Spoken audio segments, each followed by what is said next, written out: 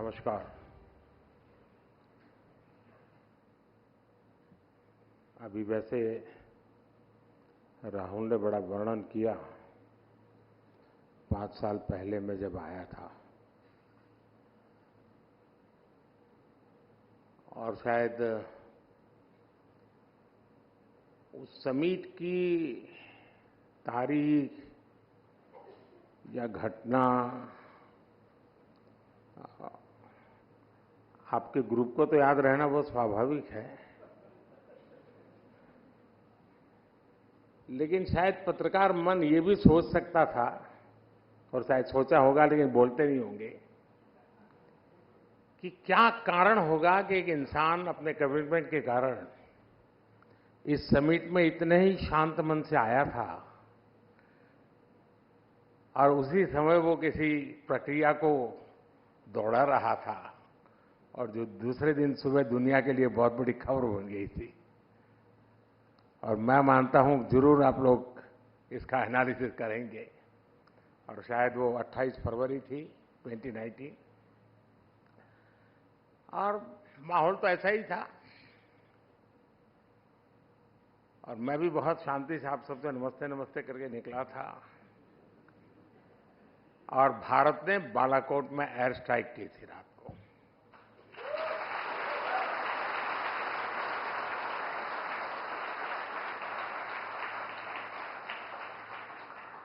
और वो एक दिन था और एक दिन आज है। और आपने देखा होगा कि आतंक के सरगना हो या विकास और शांति की चाहत रखने वाले देश हो, सबने राइजिंग भारत अनुभव किया है।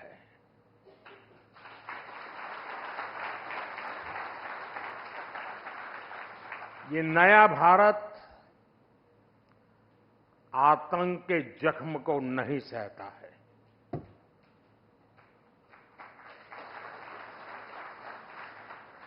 बल्कि आतंक के जख्म देने वालों को पूरी ताकत से सबक भी सिखाता है।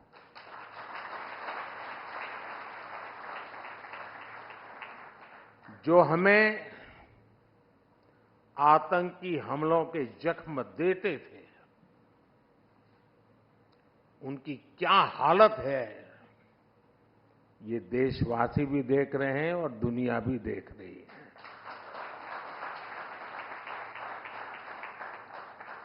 एक सुरक्षित राष्ट्र ही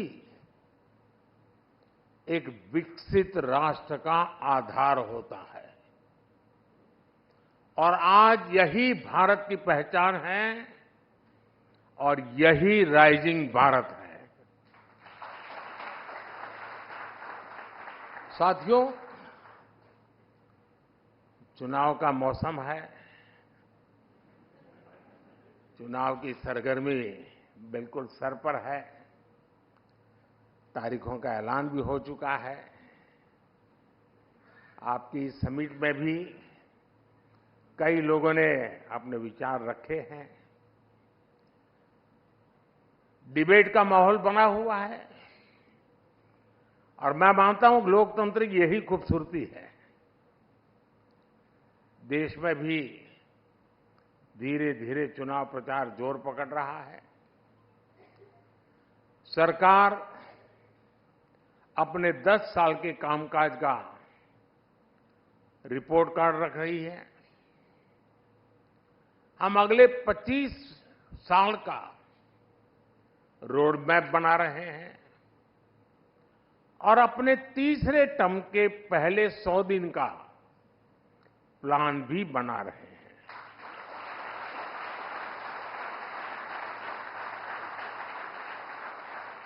दूसरी तरफ हमारे जो विरोधी हैं,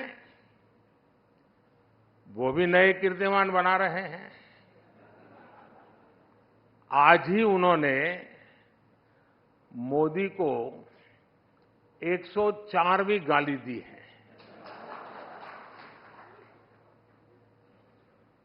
औरंगजेब कहकर नवाजा गया है। मोदी की खोपड़ी उड़ाने का ऐलान किया गया है। इन सब पॉजिटिव नेगेटिव बातों के बीच दुनिया का सबसे बड़ा इलेक्शन जारी है। 2600 से ज्यादा पॉलिटिकल पार्टियां, करीब 97 करोड़ मतदाता, 97 करोड़ वोटर्स, करीब 2 करोड़ फर्स्ट टाइम वोटर्स लोकतंत्र के इस पर्व में हिस्सा लेने जा रहे हैं। मदर ऑफ डेमोक्रेसी के तौर पर ये हर भारतीय के लिए, यहां इस हॉल में बैठे प्रत्येक व्यक्ति के लिए और आपके टीवी के दर्शकों के लिए भी उतनी ही गर्व की बात है। साथियों, आज पूरी दुनिया 21वीं सदी को भारत की सदी कहती है। बड़ी बड़ी रेटिंग एजेंसीज, बड़े बड़े अर्थशास्त्री, बड़े बड़े जानकार राइजिंग भारत को लेकर बहुत आश्वस्त है। और इन लोगों के मन में कोई इफ नहीं है, बट नहीं है, नो इफ नो बट्स। आखिर ऐसा क्यों है? कोई सवालिया निशान नहीं, ऐसा क्यों है? ऐसा इसलिए है क्योंकि पूरी दुनिया आज ये देख रही है कि पिछले 10 साल में भारत ने कितने बड़े परिवर्तन किए हैं। आजादी के बाद से जो सिस्टम बना, जो वर्क कल्चर बना, उस सिस्टम में ये ट्रांसफॉर्मेशन लाना इतना आसान नहीं था, लेकिन ये हुआ है और ये हम भारतीयों ने ही करके दिखाया है। आज भारत का कॉन्फिडेंस लेवल हर भारतीय की बातों में झलकता है। आज हम विकसित भारत की बात कर रहे हैं। आज हम आत्मनिर्भर भारत की बात कर रहे हैं। और लोग चाहे विपक्ष में हो, देश के भीतर हो या देश के बाहर हो, सब भारत की उपलब्धियां देख रहे हैं। सिर्फ 10 साल में 25 करोड़ लोगों का गरीबी से बाहर निकलना, क्या ये ऐसे ही हो गया होगा क्या? सिर्फ 10 साल में भारत का 11वें नंबर से 5वें नंबर की इकोनॉमी बन जाना, क्या ऐसे ही हुआ होगा क्या? सिर्फ 10 साल में भारत का फॉरेक्स रिजर्व बढ़कर के $700 बिलियन के पार पहुंच जाना, ये क्या ऐसे ही हुआ होगा क्या? सिर्फ 10 साल में भारत का एक्सपोर्ट $700 बिलियन पार कर जाना, क्या ऐसे ही हुआ होगा? और ये तो अभी कुछ भी नहीं है, अभी तो और भी आगे जाना है।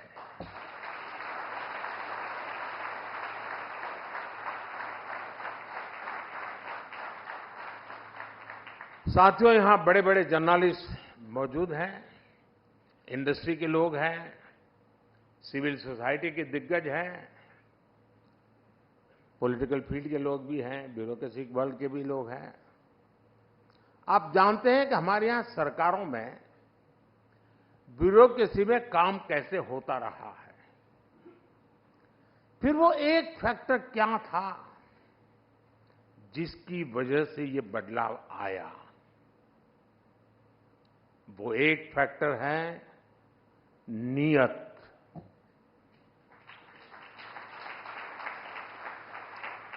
नियत सही तो काम सही। और नीयत कौन सी? नेशन फर्स्ट की नीयत। मेरे देश में कोई कमी नहीं है कि उसकी पहचान गरीब देश के रूप में हो। हम दुनिया के सबसे युवा देश हैं। एक समय में हम ज्ञान में, विज्ञान में सबसे आगे रहे हैं। दुनिया की कोई वजह नहीं है कि भारत किसी भी देश से पीछे रहे। बस हमें नेशन फर्स्ट की नीयत के साथ आगे चलना है। ये देश जो हमें इतना कुछ देता है, हम उसमें सिर्फ रहते हैं या फिर देश के लिए कुछ अलग करते भी हैं, ये फर्क बहुत बारीक है। लेकिन बारीक सा फर्क ही देश को आगे ले जाता है। जिस दिन आप अपने काम को देश के साथ जोड़ लेंगे, आप जो कुछ भी हैं, आप डॉक्टर हैं, इंजीनियर हैं, स्टार्टअप शुरू कर रहे हैं, जिस दिन आप अपने काम को देश के लक्ष्यों के साथ जोड़ लेंगे, तो समझ लीजिएगा कि नेशन फर्स्ट का बीज आप में अंकुरित हो गया है। यही नेशन फर्स्ट का बीज आज सरकार में, सिस्टम में, हर व्यवस्था में, हर व्यक्ति में, देश के कोने कोने में राइजिंग भारत का आधार बन रहा है। सिर्फ अपने लिए ही जिए, सिर्फ अपने लिए जिए तो क्या जिए? जीना है तो देश के लिए, और मरना भी है तो देश के लिए। साथियों, 2014 से पहले और आज की स्थिति में एक और ऐसा अंतर आया है जिसकी उतनी चर्चा नहीं होती। ये चर्चा देश की साख से जुड़ी है। जिस देश की साख गिर रही हो, उस देश के लोगों का स्वाभिमान भी ऊंचा नहीं रह सकता। 2014 के पहले भारत के साथ क्या स्थिति थी? आप याद कीजिए, 2014 से पहले घर घर में भ्रष्टाचार बड़ा मुद्दा था। देश की साख गिर रही थी, लेकिन तब की सरकार झूठे तर्कों के आधार पर अपने घोटालों को डिफेंड करने में जुटी रहती थी। आज स्थिति एकदम अलग है। आज सरकार भ्रष्टाचार पर कड़े एक्शन ले रही है। जो एक्शन लिया उसका हिसाब दे रही है, और भ्रष्टाचारी झूठ बोल बोलकर खुद बचाव की मुद्रा में है। तब देश पूछता था कि पावरफुल लोगों पर ईडी, सीबीआई जैसी एजेंसियां एक्शन क्यों नहीं लेती, ये सवाल पूछा जाता था। आज पावरफुल और भ्रष्ट लोग पूछ रहे हैं कि एजेंसियां उन पर एक्शन क्यों ले रही है।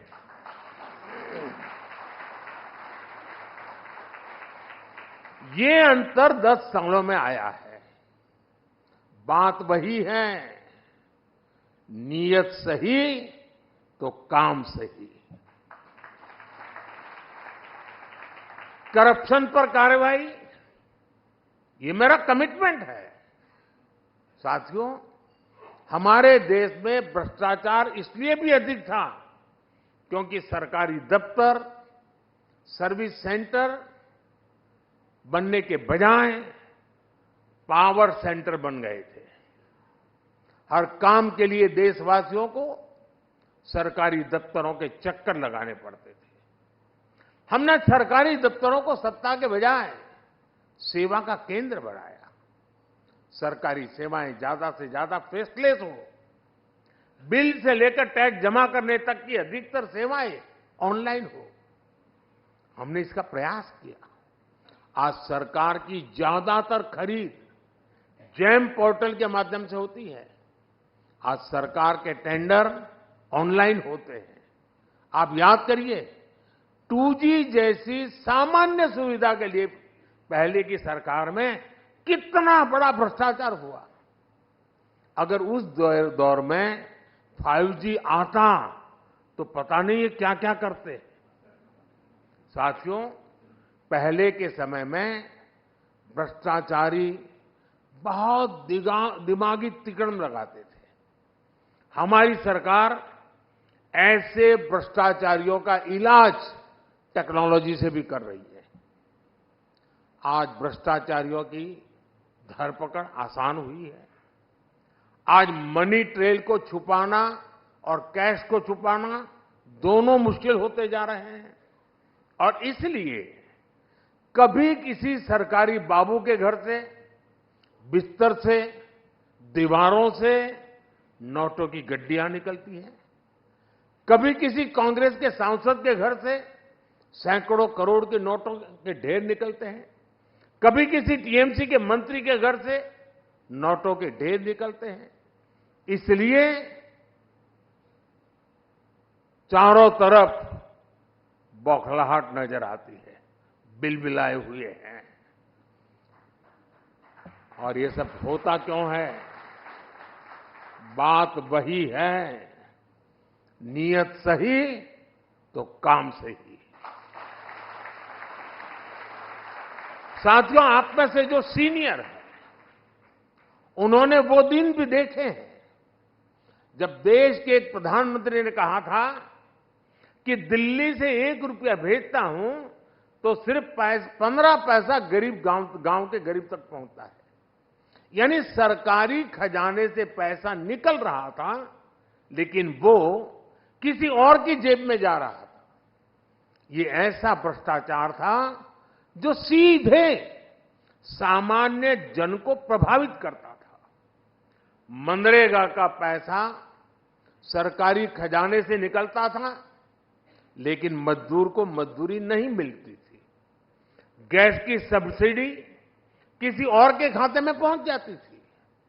अपनी स्कॉलरशिप पाने के लिए भी रिश्वत खिलानी पड़ती थी। 10 साल पहले तक जो सरकार में थे, उनको ये सूट करता था, उनकी राजनीति को ही सूट करता था। लेकिन साथियों, हमने सरकारी खजाने की इस लूट को पूरी तरह से बंद कर दिया। हमने जनधन, आधार और मोबाइल की त्रिशक्ति बनाई। हमने डायरेक्ट बेनिफिट ट्रांसफर, डीबीटी के माध्यम से 34 लाख करोड़, 34 लाख करोड़ रुपए सीधे लाभार्थियों के बैंक खाते में पहुंचाए। अगर पहले वाला हाल होता और 1 रुपया और 15 पैसा वाली थियरी होती तो 27-28 लाख करोड़ रुपए गरीबों तक कभी पहुंचते ही नहीं, कहीं और चले जाते। 27-28 लाख करोड़। अलग अलग योजनाओं के करीब 10 करोड़ फर्जी लाभार्थी, वो लोग जिनका कभी जन्म नहीं हुआ था, लेकिन कागजों पर वो जिंदा थे, योजनाओं के हकदार बन गए थे। हमने ऐसे 10 करोड़ फर्जी नाम हटाए हैं। इसका मतलब उसका बेनिफिट लेने वाले लोग क्या मोदी का जय जयकार करेंगे क्या?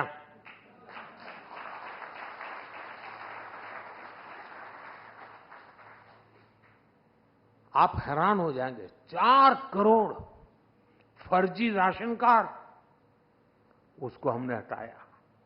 आप कल्पना कीजिए, ये कितना बड़ा घोटाला था। गरीबों का कितना बड़ा हक मारा जा रहा था। आज इस हॉल में बैठे हर व्यक्ति को उस गरीब का चेहरा याद करना चाहिए जिसे राशन की जरूरत थी, जिसे राशन मिलना चाहिए था, लेकिन मिल नहीं रहा था। वो गरीब सरकार को कोसता था, अपनी किस्मत को कोसता था। आज हमारी सरकार में उसी गरीब को one nation one ration card मिला है। आज हमारी सरकार उसी गरीब को उसके खाते का पूरा राशन मुफ्त दे रहा है। आज वो गरीब जब मुझे आशीर्वाद देता है तो विपक्ष के मन में गालियां फूटती हैं। मेरे लिए भी गालियां, वो गरीब मुझे आशीर्वाद देता है इसलिए उस गरीब को भी गालियां, लेकिन गालियों से कोई फर्क नहीं पड़ेगा। देश ने तो मन बना ही लिया है। फिर एक बार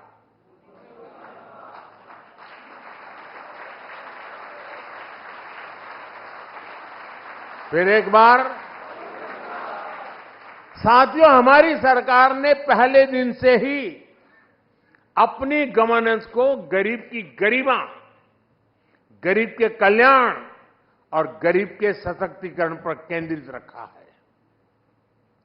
खुले में शौच करना, सड़क पर सोना, गंदा पानी पीना, धुएं में जीवन बिताना, अंधेरे में रहना, ये जीवन कोई शौक से नहीं जीता था।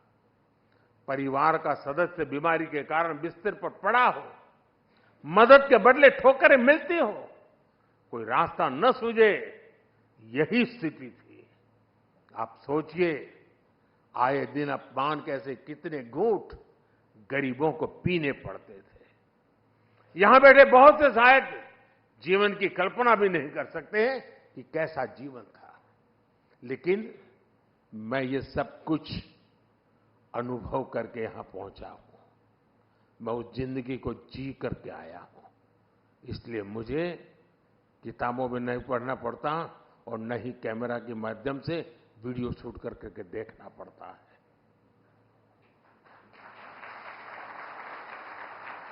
और इसलिए हमारी सरकार की जितनी भी फ्लैगशिप योजना है, उनमें आपको गरीब के, सामान्य जन के इस दुख दर्द का भी इलाज मिलेगा।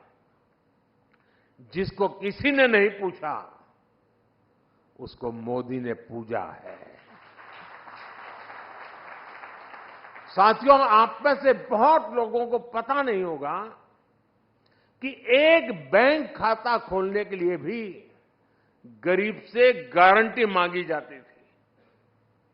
लोन की बात तो छोड़ दीजिए, देश के एक बड़ी आबादी जो भूमिहीन थी, उसे भी ऐसे ही छोड़ दिया गया था।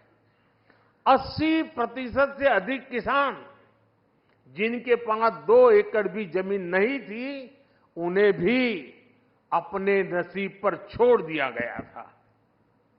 करोड़ों नौजवानों के लिए बैंक के दरवाजे बंद थे, क्योंकि उनके पास भी गारंटी नहीं थी। जिनके पास किसी को देने के लिए कोई गारंटी नहीं, उनकी गारंटी मोदी ने ले ली। इसी भावना ने मुद्रा योजना को जन्म दिया। इसके तहत लगभग 30 लाख करोड़ रुपए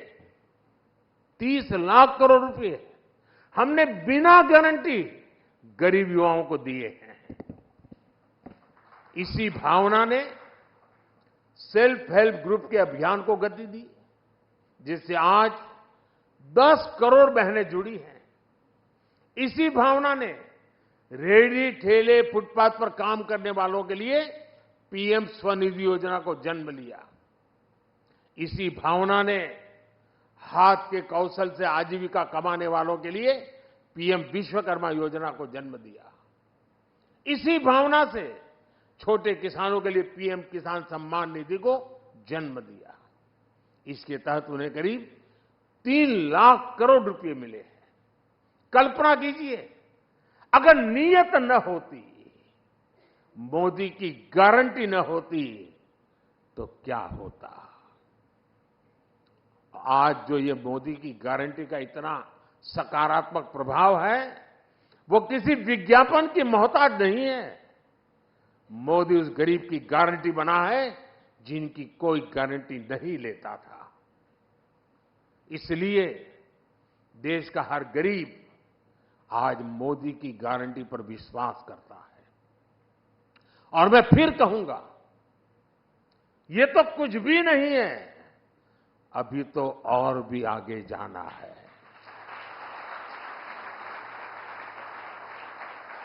साथियों, हमारे देश में लंबे समय तक राजनीतिक उपेक्षा का बहुत बड़ा शिकार देश का मिडिल क्लास भी रहा है। आप में से ज्यादातर मेरी बात से कोरिलेट कर पाएंगे। मिडिल क्लास का मतलब है वो वर्ग जो कठिनाइयों से लड़कर आगे तो आ गया, लेकिन उसके आगे सपनों और आकांक्षाओं का एक विशाल संसार होता है। लेकिन मिडिल क्लास के सामने पहले चुनौतियां भी कम नहीं थी। टैक्स का जंजाल, बच्चों की पढ़ाई का दायित्व, उन्हें अपने से बेहतर बनाने का तनाव, हर छोटे बड़े काम के लिए सरकारी दफ्तरों के चक्कर, महंगे लोन का बोझ, एक तरह से पहले जीवन के हर दायरे में समस्याएं ही समस्या थी।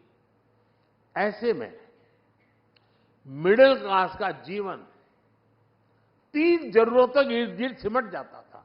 एक, अपना घर बनाना, दूसरा, बच्चों की शादी हो जाए, और तीसरा, बच्चों को कहीं नौकरी मिल जाए। उसका जीवन बस इसी आधार पर सिमट जाता था। पिछले 10 वर्षों में हमने मिडिल क्लास को मुसीबतों में बांधने वाली हर बेड़ी को तोड़ दिया है। पहले 2 लाख की इनकम पर टैक्स लग जाता था, अब 7 लाख की इनकम भी टैक्स फ्री है। जीएसटी की वजह से लोगों के करीब साल भर में 45,000 करोड़ रुपया बचे हैं। बीते 10 वर्षों में होम लोन पर इंटरेस्ट रेट भी कम हुए हैं, पर्सनल लोन के इंटरेस्ट रेट भी कम हुए हैं। पीएम सुकन्या समृद्धि जैसी योजनाओं का लाभ सबसे ज्यादा मध्यम वर्ग को मिल रहा है। साथियों, मध्यम वर्ग का एक बहुत बड़ा सपना होता है बच्चे की अच्छी पढ़ाई। इस दिशा में भी पहले की सरकारों ने मध्यम वर्ग की आकांक्षाओं का ध्यान नहीं रखा। आज हमारी सरकार देश में तेजी के साथ एजुकेशन इंस्टीट्यूट खोल रही है। बीते 10 साल में हर दिन भारत में 2 नए कॉलेज बने, प्रतिदिन डेली 2 नए कॉलेज, और हर हफ्ते एक नई यूनिवर्सिटी बनी है। देश में रिकॉर्ड संख्या में नए आईआईटी, आईआईएम्स और मेडिकल कॉलेज खुले हैं। 2014 तक देश में 400 से भी कम मेडिकल कॉलेज थे, लेकिन उनकी संख्या 10 साल में 700 तक पहुंच गई है। 2014 में पूरे देश में सिर्फ 50,000 एमबीबीएस सीट थी। आज देश में एमबीबीएस सीटों की संख्या बढ़कर 1 लाख से ज्यादा हो गई है। मेडिकल में पीजी की सीटें भी 2 गुनी से ज्यादा हो चुकी है। सरकार ने स्थानीय भाषा में मेडिकल और इंजीनियरिंग की पढ़ाई का जो निर्णय लिया है, उसका भी फायदा मध्यम वर्ग के बच्चों को मिला है। हमारे मिडिल क्लास परिवारों के हजारों करोड़ रुपए अपने बच्चों को बाहर किसी देश में पढ़ाने में खर्च हो जाते थे। ये पैसे बचे, इस दिशा में भी हमारी सरकार काम कर रही है। आज दुनिया के एक से बढ़कर एक विश्वविद्यालय यहां भारत आकर अपना अपना कैंपस खोलना शुरू किया है। फॉरेन यूनिवर्सिटी की मदद के लिए सरकार ने नियमों में भी बदलाव किया है। साथियों, बीते 10 साल में जो नए सेक्टर खोले गए हैं, उन्होंने भी मध्यम वर्ग के बच्चों के लिए आगे बढ़ने के नए रास्ते बनाए हैं।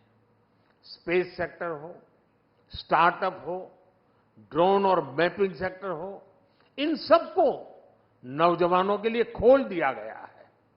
डिफेंस सेक्टर में भी रिफॉर्म करने से हमारे नौजवानों को नए अवसर मिल रहे हैं। स्पोर्ट्स सेक्टर में भी हमने जो आधुनिक इंफ्रास्ट्रक्चर बनाया था, ट्रांसपेरेंसी पर जो काम किया, उसने भी नौजवानों के लिए नए अवसर बनाए हैं। अभी हमने जो पीएम सूर्यघर मुफ्त बिजली योजना शुरू की है, उससे भी बड़ी संख्या में रोजगार और स्वरोजगार के नए अवसर बनने वाले जा रहे हैं। और उसके कारण मध्यम वर्ग का बिजली का बिल 0 होने वाला है। मध्यम वर्ग का एक और बड़ा सपना होता है शहर में अपना घर। लेकिन आप जानकर हैरान रह जाएंगे कि शहर में रहने वाले मिडिल क्लास के लिए पहले की सरकारों में एक भी योजना नहीं थी। मध्यम वर्ग के घरों के लिए पहली योजना अगर किसी सरकार ने बनाई तो हमारी सरकार ने बनाई। हमने मध्यम वर्ग के लोगों को घर के लोन में सब्सिडी दी, ब्याज में राहत दी। इस पर करीब 50,000 करोड़ रुपए हमने खर्च किए। इसका भी बहुत बड़ा लाभ मिडिल क्लास परिवारों को मिला है। उनके अपने घर का सपना पूरा हुआ है। साथियों, दिल्ली एनसीआर के लोग जानते हैं कि पहले की सरकारों के समय कितने फ्लैट फंस गए थे। लोग किराए के घरों में रहते थे, ईएमआई भी भरते थे और अपने घर के पूरा होने के इंतजार में जीवन पूरा कर रहे थे। मिडिल क्लास के इन परिवारों की भी पहले किसी भी सरकार ने सुनी नहीं थी। हमारी सरकार 25,000 करोड़ रुपए की व्यवस्था करके ऐसे अधूरे प्रोजेक्ट को पूरा करवा रही है ताकि मिडिल क्लास के परिवार को उसका अपना घर मिल जाए, उसने जो इन्वेस्टमेंट किया है उसको मकान मिल जाए। ऐसी परेशानी फिर ना हो, हमने इसके लिए भी रेरा कानून बनाया है। आज करीब 1.25 लाख बिल्डिंग प्रोजेक्ट रेरा के तहत रजिस्टर्ड है। अब कोई ये मनमानी नहीं कर सकता कि किसी मिडिल क्लास के व्यक्ति का घर फंसा दे या अधूरा छोड़ दे।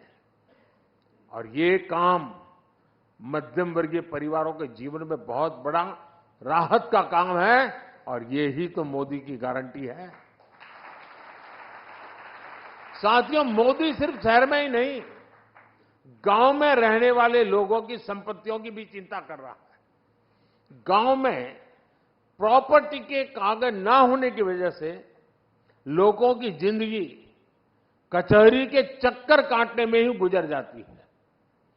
जमीन को लेकर झगड़े ना हो, कचहरी का चक्कर ना लगे, गांव की प्रॉपर्टी पर लोन मिले, इन बातों को ध्यान रखकर स्वामित्व योजना चलाई जा रही है। बड़ी बड़ी इंटरनेशनल एजेंसी कहती हैं कि लोगों के पास उनकी प्रॉपर्टी के राइट्स होना किसी भी देश के विकास के लिए बहुत जरूरी है।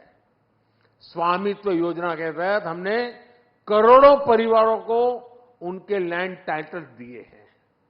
आज देश के गांव-गांव में ड्रोन की मदद से मैपिंग का काम चल रहा है, प्रॉपर्टी के राइट देने का काम चल रहा है और इससे भी रोजगार के कितने मौके बनते हैं, आप अंदाजा लगा सकते हैं।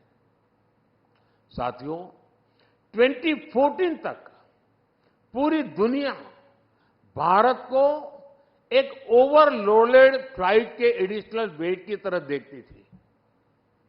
लेकिन आज भारत वो पैसेंजर बन चुका है जिसके बिना ग्लोबल फ्लाइट उड़ान भरने की सोच भी नहीं सकती। अगले 5 साल में भारत वो पायलट बनेगा जो ग्लोबल फ्लाइट को नई बुलंदी की तरफ ले जाएगा। अगले 5 साल अनप्रेसिडेंटेड ट्रांसफॉर्मेशन के होंगे। अगले 5 साल अनप्रेसिडेंटेड ग्रोथ के होंगे। अगले 5 साल अनप्रेसिडेंटेड एक्सपांशन के होंगे। अगले 5 साल अनप्रेसिडेंटेड प्रॉस्पेरिटी के होंगे। और ये मोदी की गारंटी है। आपने मुझे अपनी बात रखने के लिए सबके बीच बुलाया। मैं आपका बहुत बहुत आभारी हूं। बहुत बहुत धन्यवाद।